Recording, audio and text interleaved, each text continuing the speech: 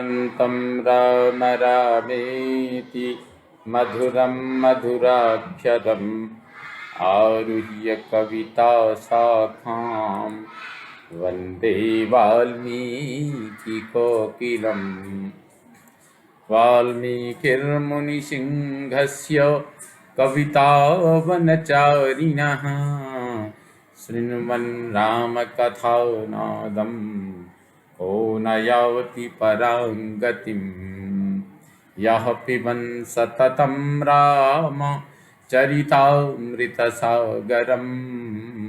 अतृप्तस्तं मुनिं वन्दे प्राचेतसमकल्मषम्। गोष्पदीकृतवारीशं मशकीकृतराक्षसं रामायणमहामाला रत्नं वन्दे नीलात्मजम्। भवतां समेषां श्रीमद् वाल्मीकि रामायण पारायणोपक्रमे हार्दं स्वागतम् अभिनन्दनं च। इदानीं किष्किन्धाकाण्डस्य 49 सर्गः आरभ्यते। इस सर्ग में अंगद और गंधमादन के आश्वासन देने पर वानरों का पुनः उत्साहपूर्वक अन्वेषण कार्य में प्रवृत्त होना यह वर्णन किया गया है। अथांगस्तदा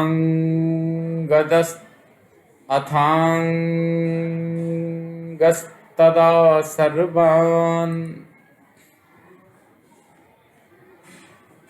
अथांगतस्तदा सर्वान् वानरानिदमब्रवीत् परिश्रान्तो महाप्राज्ञः समाश्वास्य शनैर्वचः। तदनंतर परिश्रम से थके हुए महाबुद्धिमान अंगद संपूर्ण वानरों को आश्वासन देकर धीरे धीरे इस प्रकार कहने लगे। वनानि गिरयो नद्यो दुर्गाणि गहनानि च दरी गिरिगुहाश्चैव विचिताः सर्वमन्ततः तत्र तत्र सहास्माभिर्जानकी न च दृश्यते तथा रक्षोपहर्ता च सीतायाश्चैव दुष्कृति। हम लोगों ने वन, पर्वत, नदियाँ, दुर्गम स्थान, घने जंगल, कंदरा और गुफाएं भीतर प्रवेश करके अच्छी तरह देख डाली, परंतु उन स्थानों में हमें न तो जानकी के दर्शन हुए और न उनका अपहरण करने वाले वह पापी राक्षस ही मिले, ना ही वह राक्षस मिला जिसने अपहरण किया जानकी जी का। कालश्चनो महान् यातः सुग्रीवश्चोग्रशासनः तस्मात् भवन्तः सहिता विचिन्वन्तु समन्ततः। हमारा समय भी बहुत बीत गया। राजा सुग्रीव का शासन बड़ा भयंकर है, अतः आप लोग मिलकर पुनः सब और सीता की खोज आरंभ करें। विहाय तंद्रीं शोकं च निद्रां चैव समुत्थितां विचिनुध्वं तथा सीतां पश्यामो जनकात्मजाम्। आलस्य, शोक और आई हुई निद्रा का परित्याग करके इस प्रकार ढूंढें जिससे हमें जनक कुमारी सीता का दर्शन हो सके। अनिर्वेदं च दाक्ष्यं च मनसश्चापराजयं कार्यसिद्धिकराण्याहुः तस्मादेतत् ब्रवीम्यहम्। उत्साह, सामर्थ्य और मन में हिम्मत न हारना ये कार्य की सिद्धि करने वाले सद्गुण कहे गए हैं। इसीलिए मैं आप लोगों से यह बात कह रहा हूँ। अद्यापीदं वनं दुर्गम विचिन्वन्तु वनौकसः खेदं त्यक्त्वा पुनः सर्वं वनमेव विचिन्वताम्। आज भी सारे वानर खेत छोड़कर इस दुर्गम वन में खोज आरंभ करें और सारे वन को ही छान डालें।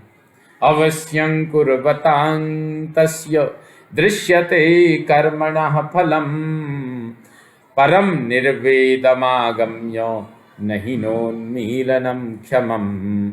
कर्म में लगे रहने वाले लोगों को उस कर्म का फल अवश्य होता दिखाई देता है। अतः अत्यंत खिन्न होकर उद्योग को छोड़ बैठना कदापि उचित नहीं है। सुग्रीव क्रोधनो राजा तीक्ष्णदण्डश्च वानराः भेतव्यं तस्य सततं रामस्य च महात्मनः। सुग्रीव क्रोधी राजा है, उनका दंड भी बड़ा कठोर होता है। वानरों, उनसे तथा महात्मा श्री राम से आप लोगों को सदा डरते रहना चाहिए।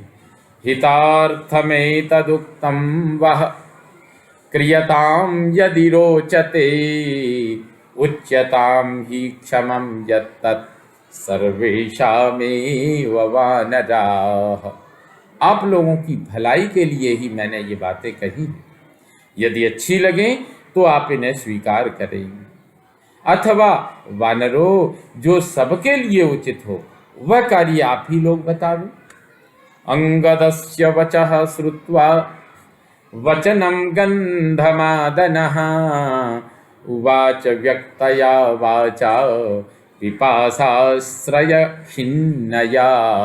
अंगद की यह बात सुनकर गंधमादन ने प्यास और थकावट से शिथिल हुई स्पष्ट वाणी में कहा, सदृशं खलु वो वाक्यम् अंगदो यदुवाचः हितं चैवानुकूलं च क्रियतामस्य भाषितम्। वानरों, युवराज अंगद ने जो बात कही है वह आप लोगों के योग्य, हितकर और अनुकूल है। अतः सब लोग इनके कथनानुसार कार्य करें। पुनर्मार्गामहे शैलान् कंदरांश्च शिलांस्तथा काननानि च शून्यानि गिरिप्रस्रवणानि च। हम लोग पुनः पर्वतों, कंदराओं, शिलाओं, निर्जन वनों और पर्वतीय झरनों की खोज करें। यथोद्दिष्टानि सर्वाणि सुग्रीवेण महात्मना विचिन्वन्तु वनं सर्गे गिरिदुर्गाणि संगताः। महात्मा सुग्रीव ने जिन स्थानों की चर्चा की थी उन सब में वन और पर्वतीय दुर्गम प्रदेशों में सब वानर एक साथ होकर खोज आरंभ करें। ततः समुत्थाय पुनर्वानरास्ते महाबलाः विन्ध्यकानन संकीर्णा विचेरुर्दक्षिणां दिशम्। यह सुनकर वे महाबली वानर उठकर खड़े हो गए और विंध्य पर्वत के काननों से व्याप्त दक्षिण दिशा में विचरने लगे। ते शारदाभ्र प्रतिमं श्रीमद्रजत पर्वतम् श्रृंगवन्तं दरीवन्तं अधिरुह्य च वानराः। सामने उस ऋतु के सामने शरद ऋतु के बादलों के समान शोभाशाली कंदराएं थीं। दिखाई दिया जिसमें अनेक शिखर और कंदराएं थीं। कहते हैं सामने शरद ऋतु के बादलों के समान शोभाशाली एक रजत पर्वत दिखाई दिया जिसमें अनेक शिखर और कंदराएं थीं। वे सब वानर उस पर चढ़कर सीता की खोज करने लगे। तत्र लोध्रवनं रम्यं सप्तपर्णवनानि च विचिन्वन्तो हरिवराः सीता दर्शनकांक्षिणः। सीता के दर्शन की इच्छा रखने वाले वे सभी श्रेष्ठ वानर वहां के रमणीय लोध्रवन में और सप्तपर्ण चितवन के जंगलों में उनकी खोज करने लगे। तस्याग्रमधिरूढास्ते श्रान्ता विपुल विक्रमाः न पश्यन्ति स्म वैदेहीं रामस्य महिषीं प्रियाम। उस पर्वत के शिखर पर चढ़े हुए वे महापराक्रमी वानर ढूंढते ढूंढते थक गए, परंतु श्री रामचंद्र जी की प्यारी रानी सीता का दर्शन न पा सके। ते तु दृष्टिगतं दृष्ट्वा तं शैलं बहुकन्दरम् अध्यारोहन्तः हरयो वीक्षमाणा समन्ततः। अनेक कंदराओं वाले उस पर्वत का अच्छी तरह निरीक्षण करके सब ओर दृष्टिपात करने वाले वे वानर उससे नीचे उतर गए। अवरुह्य ततो भूमिम श्रांता विगत चेतसः स्थिता मुहूर्तं तत्राथ वृक्षमूलमुपाश्रिता।